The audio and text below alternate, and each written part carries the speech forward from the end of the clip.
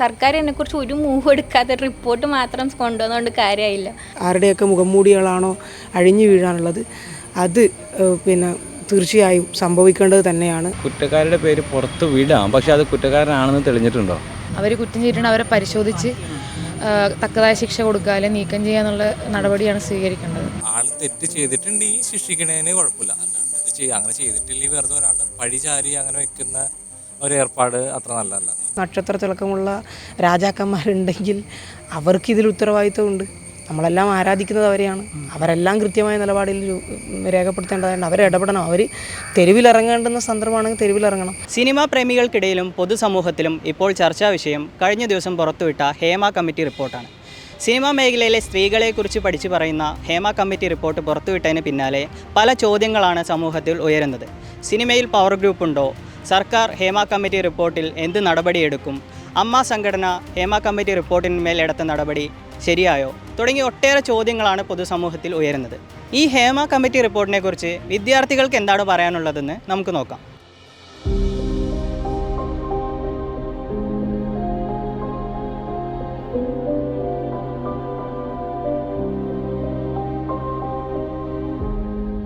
Hema committee report ഇപ്പോൾ പുറത്തുവിട്ടിട്ടുണ്ട്.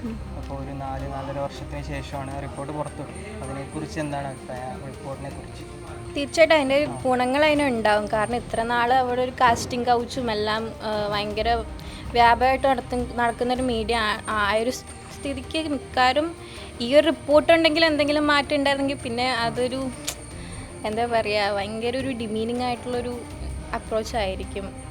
പിന്നെ ഇതിൻ്റെ എഫക്റ്റീവ്നെസ് ഒക്കെ അവിടെ ആൾക്കാർ ഫോളോ ചെയ്യുന്നതനുസരിച്ചിരിക്കും. അത് നമുക്ക് പറയാൻ പറ്റില്ലല്ലോ. അപ്പോൾ യങ്സ്റ്റേഴ്സിനാണെങ്കിലും ജനറൽ പബ്ലിക്കിലാണെങ്കിലും ഇതിനൊരു വൈഡ് സ്കോപ്പ് ഓഫ് അക്സെപ്റ്റൻസ് കിട്ടണമെങ്കിൽ ഇതിനെക്കുറിച്ചുള്ള ക്ലിയർ ആയിട്ടുള്ള ഗൈഡ് ലൈൻസ് എല്ലാവരും അറിയണം. അപ്പം അങ്ങനെ ഒരു അപ്രോച്ചും കൂടി ഇതിന് വേണം. അതിൻ്റെ നിജസ്ഥിതി എന്താണെന്ന് വിചാരിച്ചാൽ അതനുസരിച്ച് ചെയ്യുക.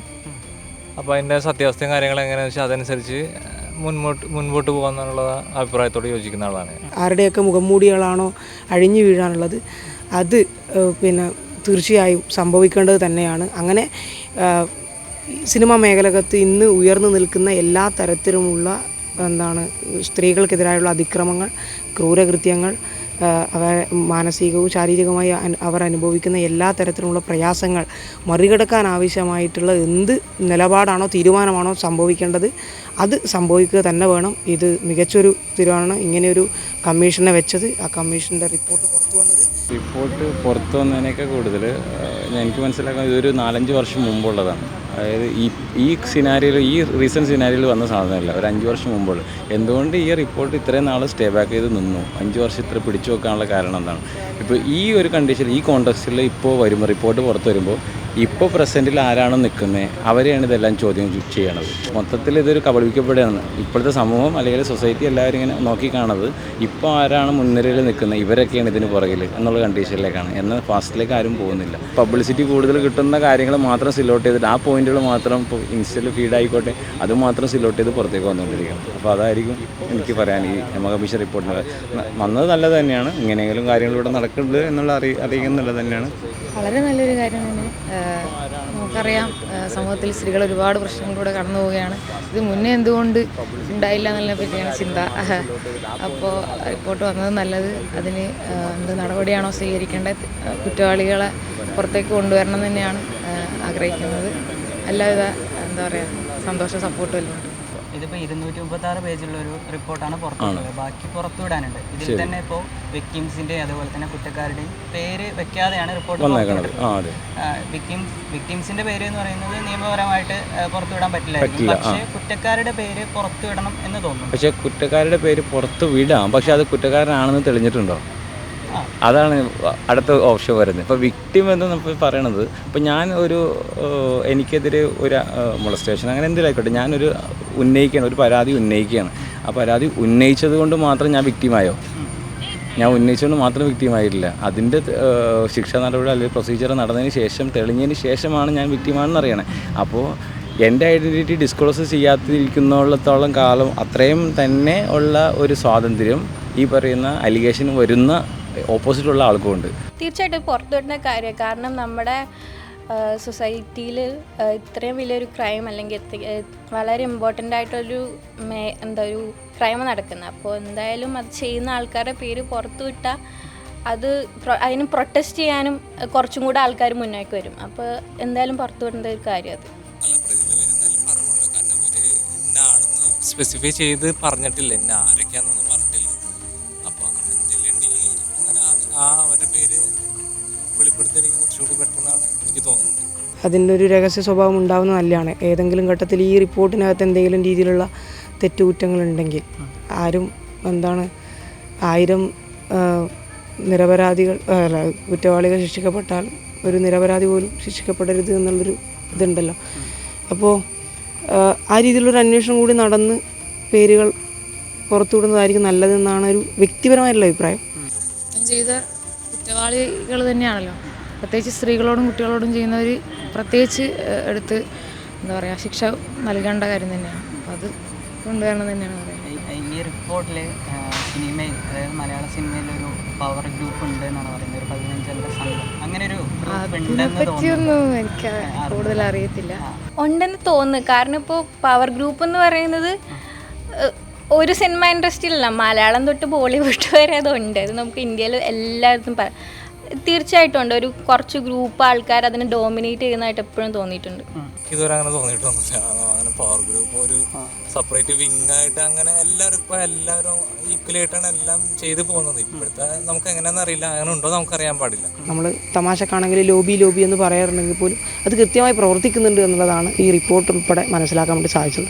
അത് ഈ പറയുന്നത് പോലെ എത്ര ഉന്നതനായിട്ടുള്ള നടനായാലും സംവിധായകനായാലും തീർച്ചയായും ശിക്ഷിക്കപ്പെടുക തന്നെ വേണം. ഈ പവർ ടീം ഏതാണ്, അതാണ് ആദ്യം മനസ്സിലാക്കുന്നത്. ഇപ്പോൾ എല്ലാവരും പറയുന്നത് ഇപ്പോഴത്തെ അമ്മ സംഘടനയാണോ അല്ലെങ്കിൽ ഇപ്പോഴത്തെ പാനലാണോ? ഇപ്പോൾ റീസെൻ്റ് ആയിട്ട് വന്ന പാനലിനാണ് എല്ലാവരും ചോദ്യം ചെയ്യണം. ഒന്നെങ്കിൽ ഈ പവർ ടീം ഏത് കാലത്ത് ഉണ്ടായതാണെന്നുള്ളത് ഡിഫൈൻ ചെയ്യുക. അതല്ലാത്തടത്തോളം കാലം ഇങ്ങനൊരു സാധനം പറയുക എന്നുള്ളത്, അല്ലെങ്കിൽ പിന്നെ അതിനുള്ള കറക്റ്റായിട്ടുള്ള രേഖകളോടുകൂടി പുറത്തേക്ക് വിടാം.